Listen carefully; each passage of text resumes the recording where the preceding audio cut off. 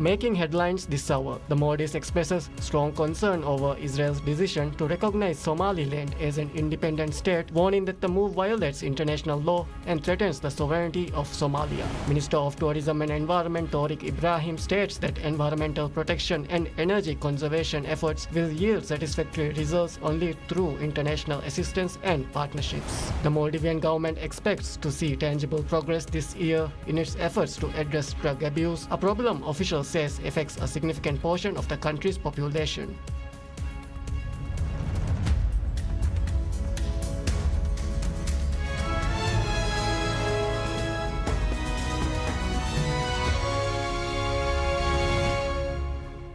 Bismillahirrahmanirrahim. Assalamu alaikum and welcome to PSM News in English with me, Abdullah Ahil. And now the news in detail.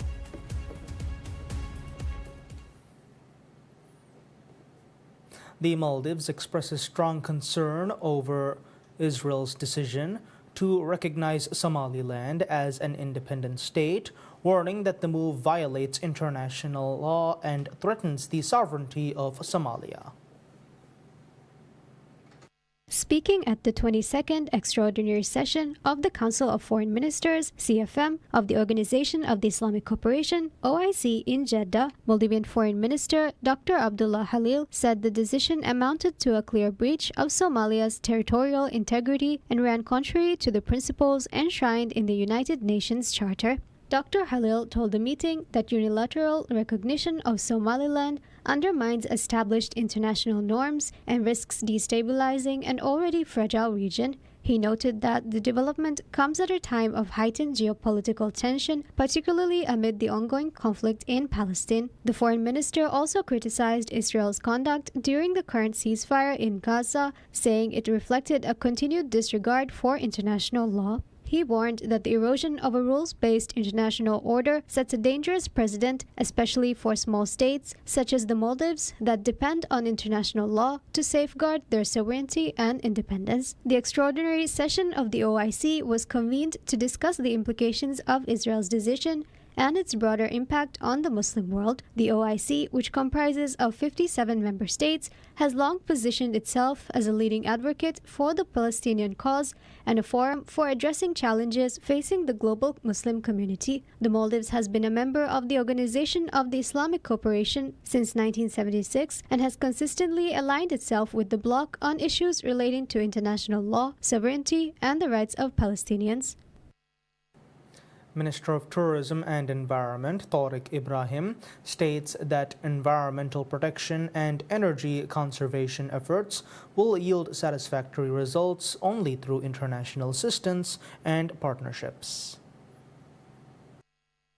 Minister Tariq represented Maldives at the consultation towards the review of SDG 7 at the High-Level Political Forum on Sustainable Development, HLPF 2026, tripling renewables on the Pre-Assembly Day of IRENA 16A. During his intervention at the Pre-Assembly Day of IRENA 16A, Minister Tariq highlighted the importance of international assistance and partnerships in executing environmental conservation efforts. Key discussions during this high-level engagement centered on regional energy transitions, critical enablers like grids, energy planning, digital innovation, and artificial intelligence, AI, mobilizing finance, including sustainable aviation fuels, as well as the question of how renewables can boost agri-food systems and green industrialization. On the sidelines of the 16th session of the IRENA Assembly, Minister Tariq held a high-level meeting with the United Arab Emirates permanent representative to the International Renewable Energy Agency, Nawal Al-Hosani. These discussions were described as highly constructive, focusing on strengthening cooperation in renewable energy development,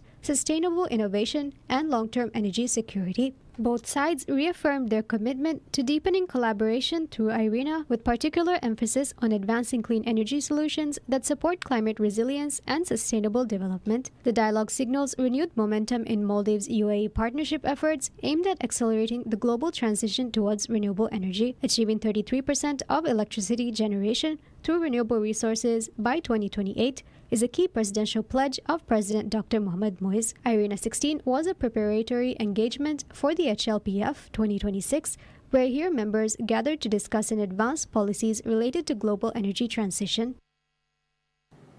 The Maldivian government expects to see tangible progress this year in its efforts to address drug abuse, a problem officials say affects a significant portion of the country's population. Ahmad Siddique, Minister of State for Homeland Security and Technology and Chairman of the National Drug Agency (NDA), says combating drug-related issues remains the highest priority for President Dr. Mohammad Muiz and the Ministry of Homeland Security. Speaking on a program on PSM News, Siddique revealed that more than 10,000 people in the Maldives are currently using drugs spanning multiple age groups. He noted that this figure represents a substantial proportion of the nation's population of around 500,000 and underlined that drug abuse is no longer confined to specific areas but prevalent across all atolls. The government has rolled out a range of measures aimed at curbing the problem, including tighter controls to prevent drug trafficking into the country and expanded rehabilitation services designed to support recovery and reintegration into society.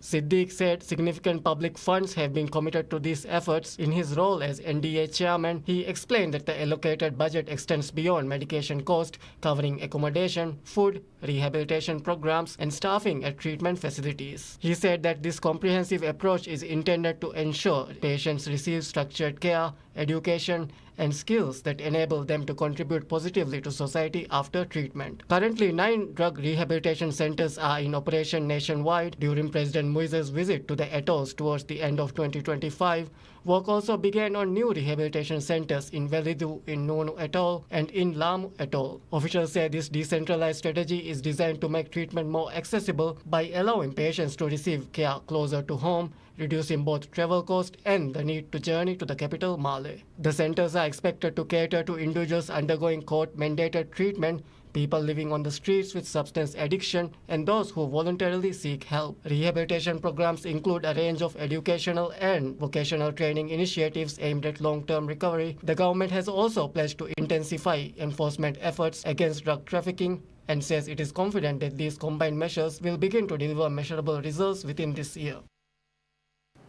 The Maldives Inland Revenue Authority, or MIRA, reveals that the state collected over $246 million in airport development fee, or ADF, and departure tax in 2025. The latest statistics released by MIRA show that the state received $122.76 million through ADF and $124.08 million from departure tax in 2025. The statistics show that ADF revenue saw a 5.8% rise from $75.19 million collected in 2024. Similarly, departure tax revenue also experienced a 5.8% increase compared to $78.6 million in 2024. Departure tax is a charge imposed on passengers departing from any airport within the Maldives with its initiation on January 1, 2022. ADF is charged on every passenger departing from Welana International Airport (VIA) to other countries. The increase in revenue from airport tax and fees is attributed to the influx of tourists to the Maldives in 2025. A record-breaking 2.2 million tourists visited the Maldives last year. The number of cases decided by the civil court increased by 23% compared to 2024, according to official statistics. The civil court is a superior court established under the Judicature Act 2010 and has first instance jurisdiction over all civil cases except family matters. During the last year, a total of 5,680 cases were registered in the civil court, up from 5,142 in 2024, an increase of 10.46%. The court decided 6,718 cases in 2025 compared to 5,432 in 2024. In 2025, the number of procedural and jurisdictional decisions fell slightly from 135 in 2024 to 126 in 2025. Meanwhile, the number of decisions of interim and other court orders rose from 103 in 2024 to 166 in 2025. The Minister of Economic Development and Trade, Mohammad Saeed, emphasizes that regular dialogue meetings with businesses are important to identify issues and improve services. The minister made the statement while addressing a ceremony held on the occasion of Authentic Maldives' 6th anniversary. In his remarks, the minister said the government plans to continue holding meetings with small businesses in 2026 and 2027, together with the concessions that President Dr. Mohamed Muiz has decided to provide to small businesses over the next 2 years. The government also provided several concessions and opportunities to businesses in 2025.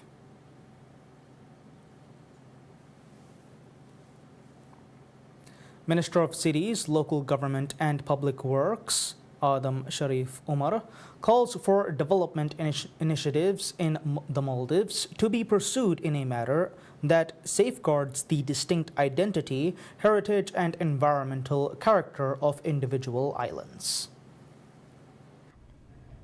Speaking at a special ceremony in Daravandu, Ba Atoll, honoring long-standing contributors to the island's development, the minister emphasized that decentralized governance places a responsibility on authorities to ensure that progress does not come at the cost of erasing an island's unique features. He noted that development undertaken at island level must be guided by an approach that protects historical, cultural, and social roots, describing these elements as integral to the identity and resilience of local communities. He noted that development undertaken at island level must be guided by an approach that protects historical, cultural, and social roots, describing these elements as integral to the identity and resilience of local communities. Referring to nationwide infrastructure projects, including road development and asphalt paving, the minister stressed that such initiatives must be implemented with due regard for the island's fragile environmental ecosystems. Development, he said, should be carefully calibrated to avoid undermining natural landscapes and biodiversity. Minister Adam Sharif Umar also underscored the importance of decentralized governance in driving sustainable island development, highlighting the need for close collaboration among residents, island councils, and other relevant stakeholders. A participatory and inclusive approach, he added, is essential to ensuring that development efforts are both effective and widely supported. In concluding his remarks, the minister outlined several projects currently being implemented across different islands, noting that infrastructure development, particularly road construction, varies according to each island's specific needs and the imperative to preserve its natural beauty. The ceremony, held in Daravandu, was organized to recognize individuals who have made significant contributions to the island's development across various sectors. The Daravandu Council described the event as an important initiative to acknowledge community service and to reinforce social cohesion within the island. According to the Ministry of Tourism and Environment, the Maldives is set to enhance its luxury tourism offerings with the opening of 7 new resorts in 2026. The expansion will significantly increase the country's accommodation capacity, adding to the existing 178 resorts and the 44,697 beds recorded at the end of 2025. Among the notable new properties are the Bulgari-branded resort, Six Senses Kanuhura, and Dinmaga Maldives. Other anticipated openings include Mandarin Oriental Maldives, Soneva Secret in Makunudu, and the 5-star Ural Reef Resort by Basilis, along with Rio Palace Resort. This year's openings surpass the 6 resorts launched in 2025, reinforcing the archipelago's reputation as a top-tier global destination. Tourism statistics reveal that Male Atoll holds the highest bed capacity, accounting for 31% of the nation's total, followed by Alif Dal Atoll with 13%. The industry continues to flourish, with 2025 marking a record high of 2.24 million tourist arrivals, a surge of 200,000 compared to 2024. Visitor spending also reached an unprecedented $5.4 billion, reflecting a 15.8% year-on-year growth. The Anti-Corruption Commission, or ACC, hails recent amendments to the Decentralization Act as a critical step in preventing the misuse of state resources ahead of the upcoming local council elections. Speaking on PSM News, Raja Mio program, ACC Director of Prevention, Education and Advocacy, Ali Shamim Adam, emphasized that the Commission has received numerous complaints of corruption and electoral malpractice, including councillors exploiting their positions to illegally lease land, renew contracts, and offer jobs to gain political advantage. The amendment, which came into effect in August 2025, restricts local councils in their final year of tenure from staffing, leasing land or lagoons, and initiating new development projects outside approved plans. Shamim described the changes as necessary, noting they will significantly reduce opportunities for undue profiteering and abuse of power during election periods. The ACC also revealed ongoing efforts to combat electoral misconduct, including joint awareness campaigns with the Election Commission of Maldives, ECM, and other agencies to educate the public about electoral offenses across several islands. Vice President of the Elections Commission of Maldives, or ECM, Abdul Rahman Saleh Rashid, states training election officials is vital to protect voters' and candidates' rights. He made the statement at an event held to conclude a training program for election officials trainers ahead of the local council elections and Women's Development Committee, or WDC, elections. Speaking at the event, Saleh said the program will strengthen the election process and ensure officials have accurate knowledge of procedures. He said trainers are responsible for correctly conveying information to voters and candidates, helping prevent rights violations and the spread of misinformation. Saleh also noted that local council elections are the largest and most time-consuming, with approximately 300,000 voters and complex ballot procedures. Over 100 trainers were trained in the program, held from the 3rd of January to the 9th of January. Those trained under the program will go on to train election officials across the country.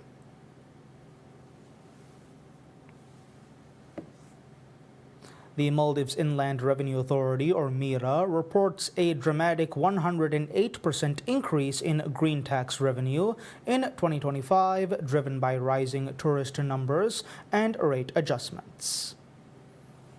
The eco-levy, imposed on visitors to fund environmental initiatives, generated $145.9 million last year, more than double the $70 million collected in 2024. Starting 1st January 2025, the government doubled green tax rates from $6 to $12 per adult in resorts, and from $3 to $6 for tourists at guest houses and hotels. Children under the age of 2 are exempted. The final figure also well exceeded revenue forecasts, with the Budget Position Report 2025 projecting a 95.2% revenue surge last year, estimating $62.5 million in green tax collections. The boost was also driven by record tourism, with 2.25 million visitors in 2025, the highest in Maldivian history. As the nation prioritizes sustainability, the green tax's expanded revenue is expected to bolster climate resilience and eco-friendly projects across the archipelago.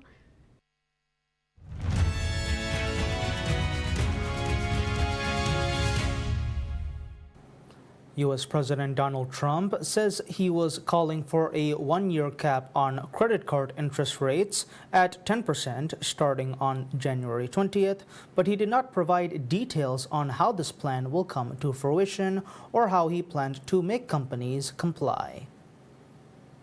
Trump also made the pledge during the campaign for the 2024 election that he won, but analysts dismissed it at the time, saying that such a step required congressional approval. Some major U.S. banks and credit card issuers like American Express, Capital One Financial Corp, JP Morgan, Citigroup, and Bank of America did not respond to a request for comment. Some banking advocacy groups said in a joint statement that a 10% interest rate cap would reduce credit availability and only drive consumers toward less regulated, more costly alternatives. The statement came from the Consumer Bankers Association, Bank Policy Institute, American Bankers Association, Financial Services Forum, and Independent Community Bankers of America.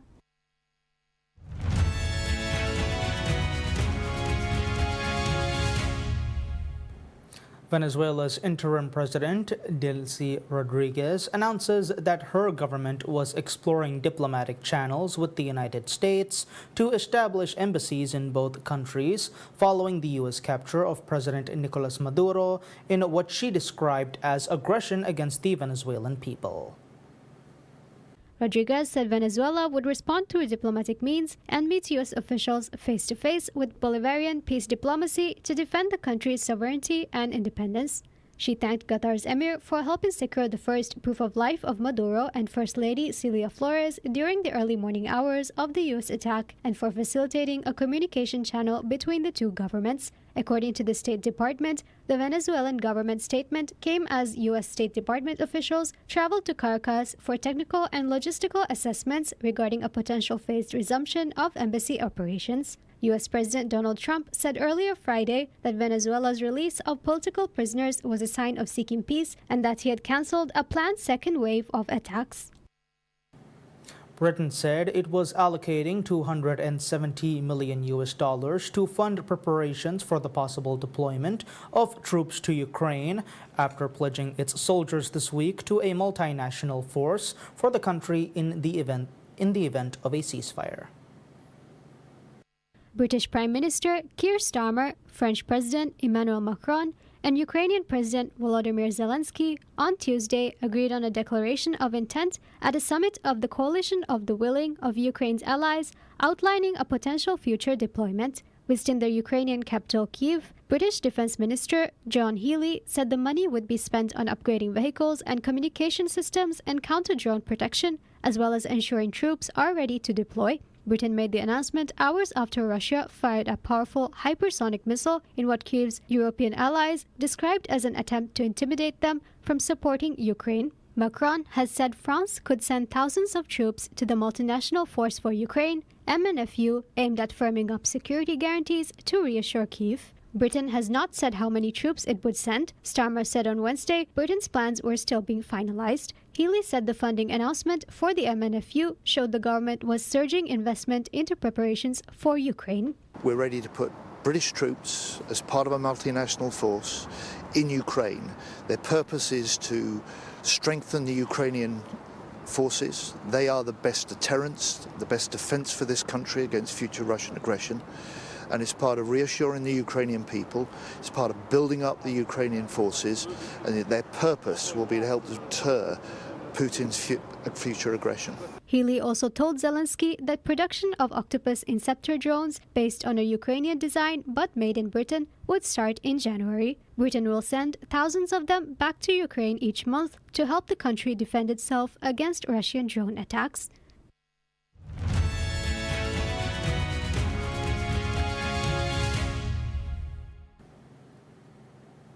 Qatar's Nasser Al Attiyah leads the Dakar Rally into its second and final week after winning the sixth stage in the Saudi Arabian desert to take over at the top from South African rival Henk Lategan.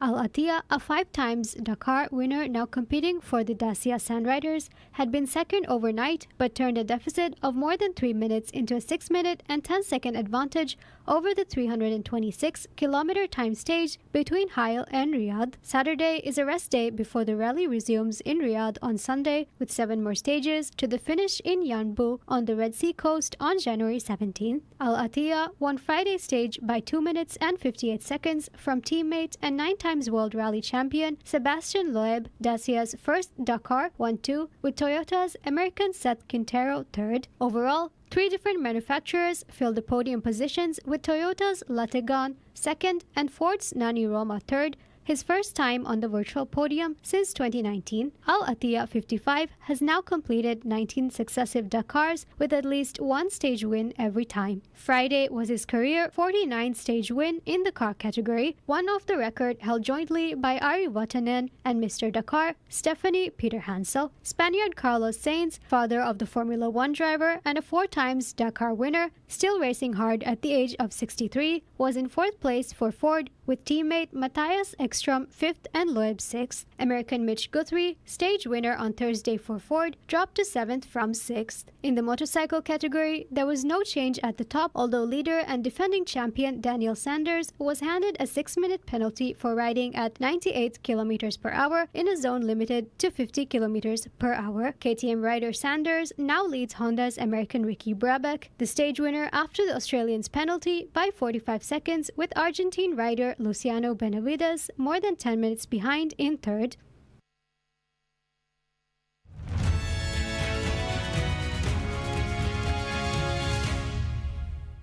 A newly opened rage house piques the interest of local residents in Turkey's southeastern province of Diyarbakir, according to the owner, who is looking to help reduce violent acts in the city.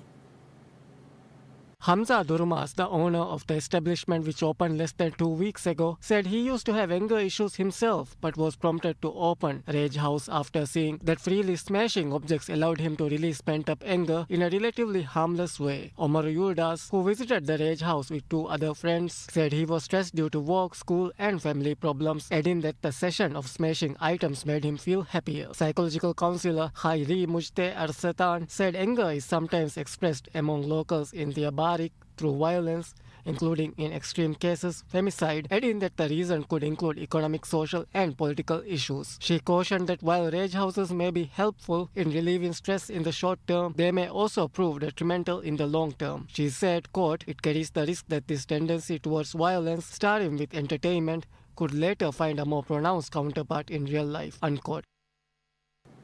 And that's all the news we have for today. We'll be back with any further updates. Until then, I'm Abdullah Ahil from PSM News.